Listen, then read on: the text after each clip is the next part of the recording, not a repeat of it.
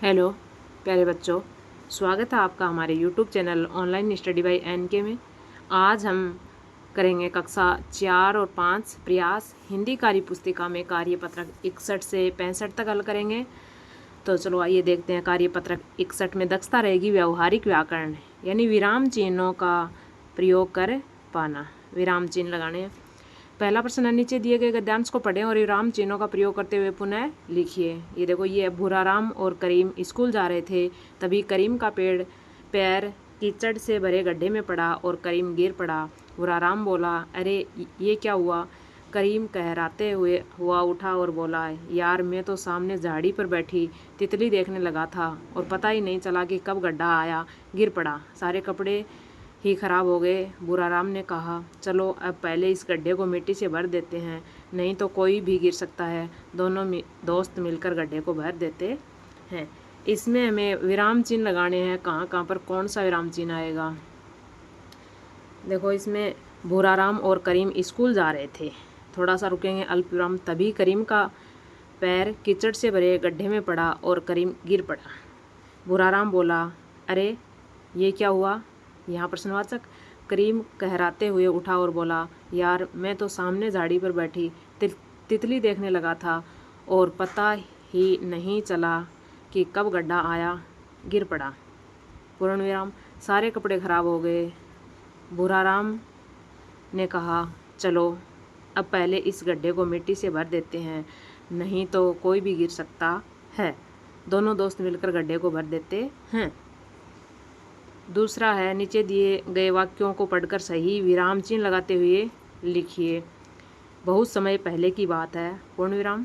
उस समय आदमी के पास धान नहीं था, पूर्ण विराम। उस समय आदमी क्या खाता था? यहाँ प्रश्न पूछ रहा है तो प्रश्नवाचक। अगला है, इससे बहुत समय बाद आदमी को धान मिला, पूर्ण विराम। यह तुमने क्या कर दिया? क्या यानी प्रश्न पूछ रहा है प्रश्नवाचक। क्या तुमने उस आदमी को देखा? प्रश्नवाचक। अरे कितना बड़ा हाथी है। अरे आश्चर्य हो रहा है, कितना बड़ा हाथी है। सभी को माता पिता की आदर करना चाहिए। क्या आएगा? पूर्ण विराम। अगला कार्यपत्रक है 62 का। देखो, दक्षता है क्या है? पत्र लेखन, औपचारिक पत्र लिख पाना। माना कि आप कक्षा 5 के छात्र हैं। आपकी कक्षा के सभी बच्चे पिकनिक पर जाना चाहते हैं। इसके लिए आप अपने प्रधानाध्यापक जी को पिकनिक पर जाने हेतु प्रार्थना पत्र लिखिए। कुछ ज़रूरी सूचना को शामिल कर सकते हैं, जैसे कक्षा के कितने बच्चे जाएंगे, कब आएंगे, आने जाने का साधन, कितने दिन का भ्रमण होगा, कहाँ कहाँ घूमेंगे आदि। इन सब का बीच में क्या होना चाहिए? उल्लेख होना चाहिए।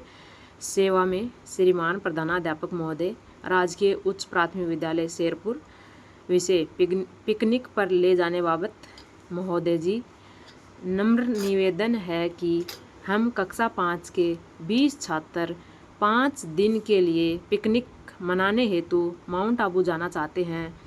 हम लोग सोमवार 23 सितंबर 2024 को जाकर 27 सितंबर 2024 को पुनः लौट आएंगे। हम ट्रेन से जाएंगे। आबू रोड पहुंचकर टैक्सी से माउंट आबू जाएंगे।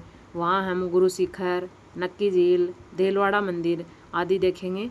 हमारे कक्षा अध्यापक जी के साथ हमें पिकनिक पर जाने की अनुमति प्रदान करें। धन्यवाद। आपकी आज्ञाकारी शिष्या सुरेखा, कक्षा 5। ये था कार्यपत्रक 62।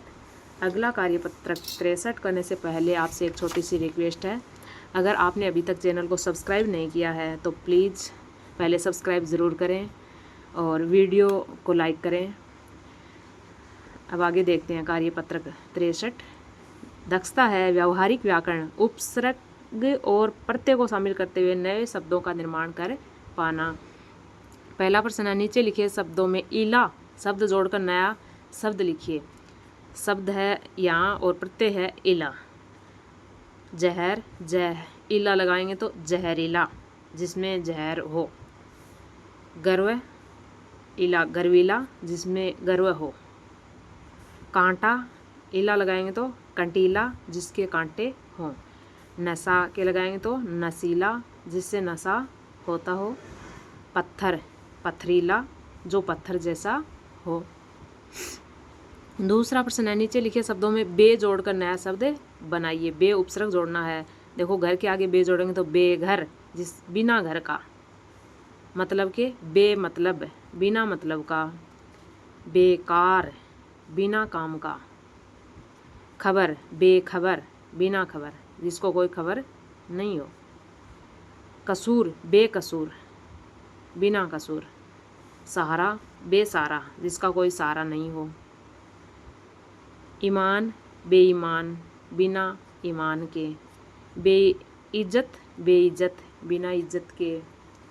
तीसरा प्रश्न है, शब्द में से मूल शब्द व प्रत्यय को पहचान कर लिखिए। दुकान दार, दुकानदार में दुकान तो शब्द है और प्रत्यय क्या लगा है, दार, दुकानदार। दूध वाला, सुंदरता में सुंदर प्लस ता, सुंदरता। गाड़ीवान, गाड़ी प्लस वान। अगला कार्यपत्रक है 64 का। देखो दक्षता है इसमें पत्र लेखन, अनौपचारिक पत्र लिखे पाना। अपने मित्र अथवा सहेली को बहन की शादी में आने हेतु निमंत्रण पत्र।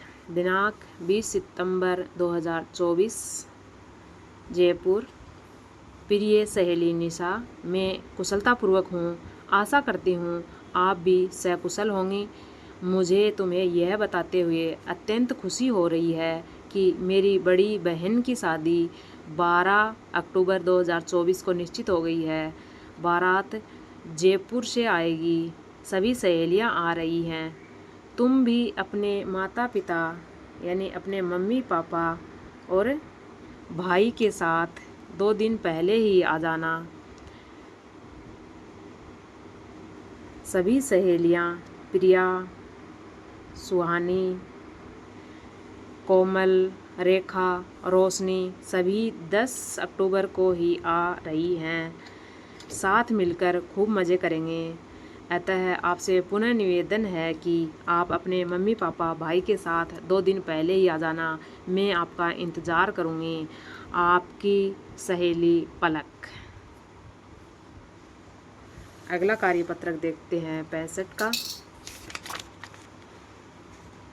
दक्षता रहेगी अपनी कल्पना से कविता अथवा कहानी को आगे बढ़ा पाना। दिए गए चित्र को देखकर इसके बारे में लिखिए। देखो ये चित्र है, यहाँ पर ये बड़ा सा पेड़ है, ये लड़का नीचे बैठा बांसुरी बजा रहा है, ये लड़का नाव चला रहा है, यहाँ कुछ पक्के घर हैं, यहाँ बगल में एक कच्ची झोपड़ी है, ये पीछे पेड़ हैं, सूर्य उदय हो रहा है, नदी बह रही है। तो इसको देख के कहानी है, ये कविता है, इसको आगे बढ़ाना है। देखो जैसे घने पेड़ की छाया में सोहन मीठी बांसुरी बजाए, ठंडी शीतल शांत नदी में रोहन अपनी नाव चलाए, ऊंचे घने पेड़ की डाली पर पक्षी अपना मधुर गीत सुनाए, पूर्व दिशा में प्रातःकाल सूरज अपनी किरण फैलाए, पक्के बने मकानों में मम्मी सबको खाना खिलाए, पेड़ों की डाली तेज हवा से धीरे धीरे लहराए।